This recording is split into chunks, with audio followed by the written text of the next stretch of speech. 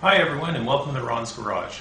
Thanks for coming back. Today we're going to cover changing the antifreeze on a KTM 530 EXCR.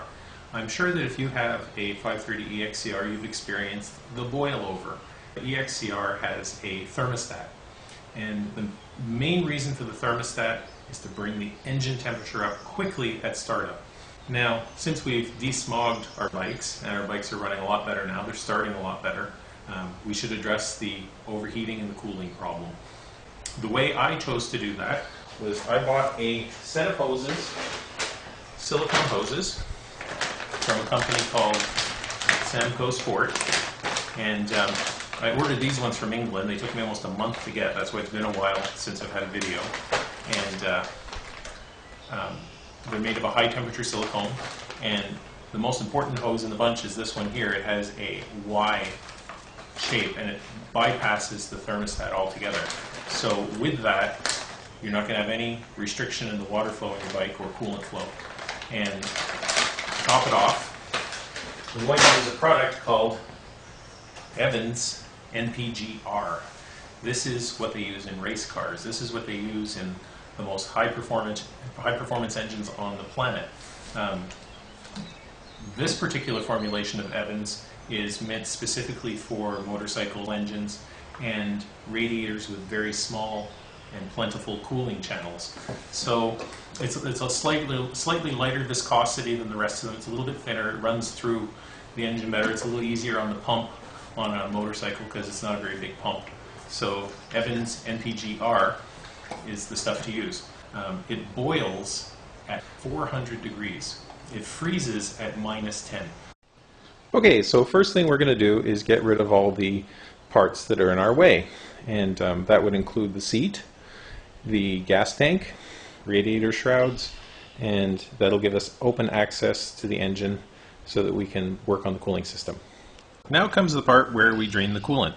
And you notice there's a few different bolts on your water pump. And we're going to go for the one that's on the very bottom right here. So now I've got the container underneath the water pump, holding it with my knee, and you'll see what happens when I release the suction from the top radiator cap. There she goes, right into the container. So there, I have my temporary seal wedged in around the blowgun end, and I'm going to put just a little bit of pressure into the system. You can see what happens down below. We get some extra coolant coming out. You know what? There we go.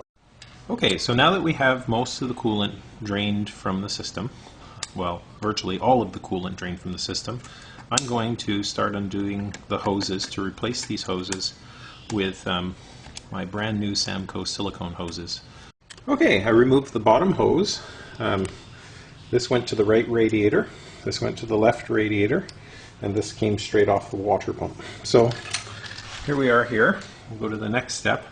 We're going to undo the thermostat, and we'll take that off from the bottom of the right radiator, the front of the cylinder head, that one right there, and right at the base of the frame right there underneath the, underneath the frame. So I'll take those off next. What's going on? Okay, here's the thermostat housing and the associated hoses off the bike. There's the little bypass that was on the bottom. There's the one that went straight into the cylinder head, and this one went up to the center distribution tee here. And the hose actually slips around this right there. See, it has a little bit of play. If you look there, there's like a little rolled taper on the edge so that they don't cut into the hoses like the standard ones do. So we'll put those on instead of the ones that came with the bike, and they're a little bit more gentle on the new silicone hoses. Okay, there's the upper hose and how it should look. It comes off of the top of the cylinder head, or the front of the cylinder head, up into the frame, and there's a piece of aluminum tube inside of there that it clamps around. If you look very closely, do you see how the rubber goes inside of the frame? There's the tube inside of the Samco hose, and the Samco hose goes slightly up into the frame, and it actually protects that aluminum hose from dingling back and forth in there and abrading itself. So you want to make sure that you slip that hose up inside of there. They were kind of sticky, so what I did was I put some of the prep fluid on the inside of the tube, and it made it slide right up onto the inside. We're trying to get this side onto the water pump. It makes it a bit stiff if you put the other side on first. If you put the left side of the radiator on before you put this one on, it makes it very difficult to get on. So I removed it from the left side of the radiator. This one slipped right on because you have to move the hose that way before it can come back this way.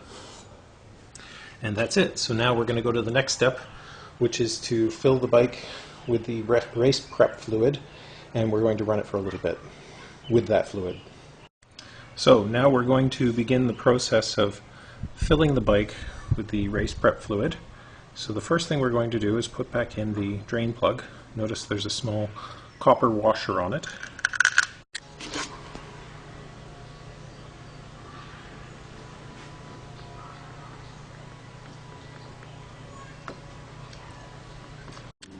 So now I'm going to start it with just the fluid, or I'm sorry, just the gasoline that is in the carburetor.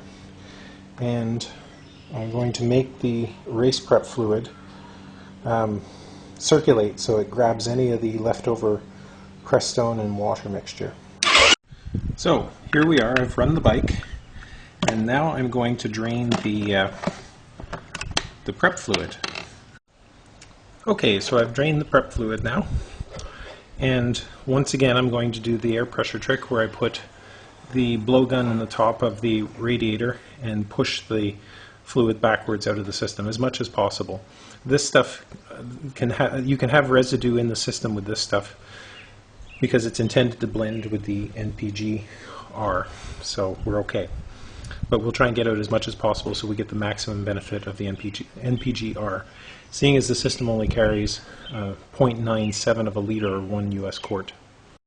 Okay, so now I have the system drained, and I'm going to take my torque wrench, which measures in foot-pounds, and I've set it to 7.5 foot-pounds.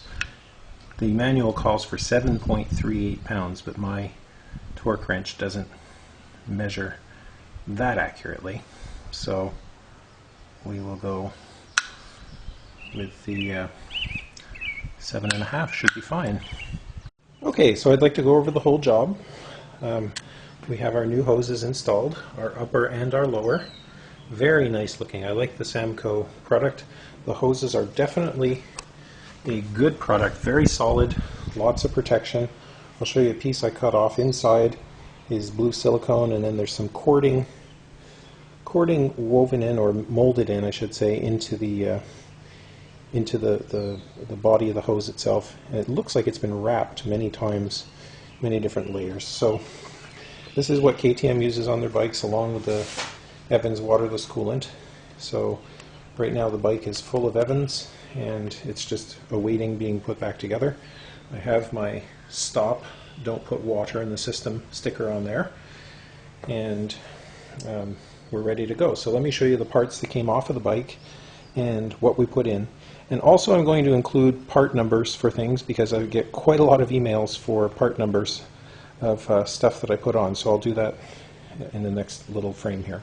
The kit consisted I'll read it in case you can't see it clearly, TCSK TM23 orange. Also I use the hose clamps that are available from Samco. And then here we are with the most important stuff, the Evans fluids. We have the prep fluid and the NPGR. I can't say enough good things about this stuff. This is the best coolant on the market.